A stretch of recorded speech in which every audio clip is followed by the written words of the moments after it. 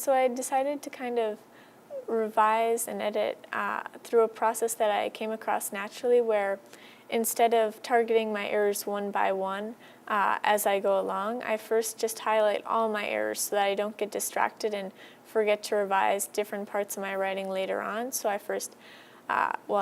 do my rough draft, and then I just kind of highlight, oh, this looks incorrect, or I might want to revise this later, and then I go back and then I target each error one by one just to make sure I have it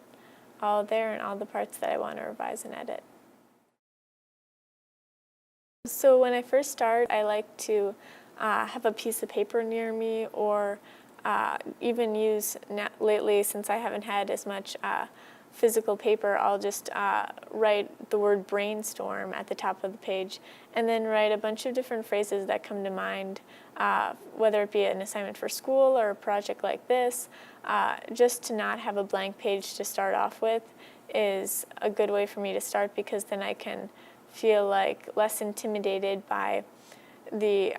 prospect of filling the page with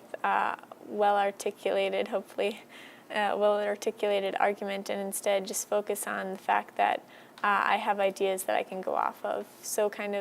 I'll start off with kind of a word association, and then I'll move to form more complete ideas as that grows. I'm someone who actively seeks out feedback, whether it be from my peers or from other teachers or mentors, because I feel like there are many ways I can improve my writing. And for me, since I generally am writing to an audience, a specific audience that I want to then be compelled to do a certain thing,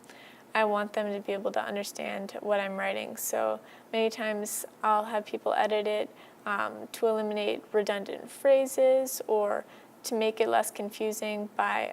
clarifying different ideas, or almost a common error for me is like over-clarifying. So I'll over-explain something over and over, and that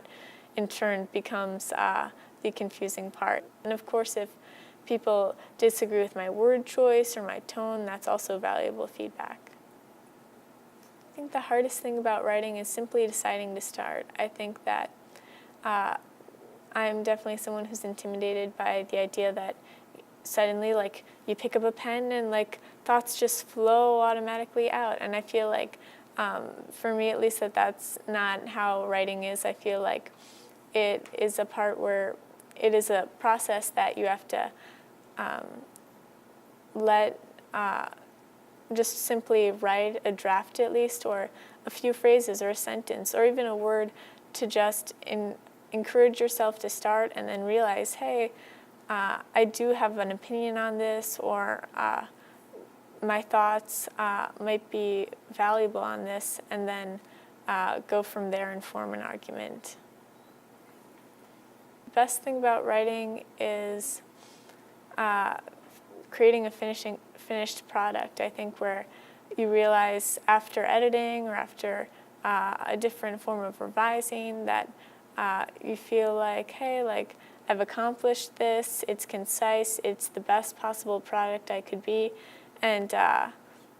realizing that there are many steps in the process, but getting to the end means that you haven't skipped any of the steps, or that you've been able to see the project through to the end.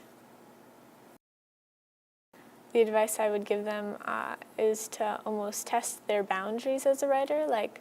I normally write nonfiction pieces about topics that are important to me, and it's good to write what you're comfortable with, but it's also neat to explore type of writing that you don't typically do, or that might be a little outside your comfort zone. So my sister is really into fiction writing, and specifically like fantasy, and so I'm going to learn from her, and also some other friends who do other types of writing, to simply broaden my horizons in terms of writing and what I'm capable of, and I guess what I've been learning.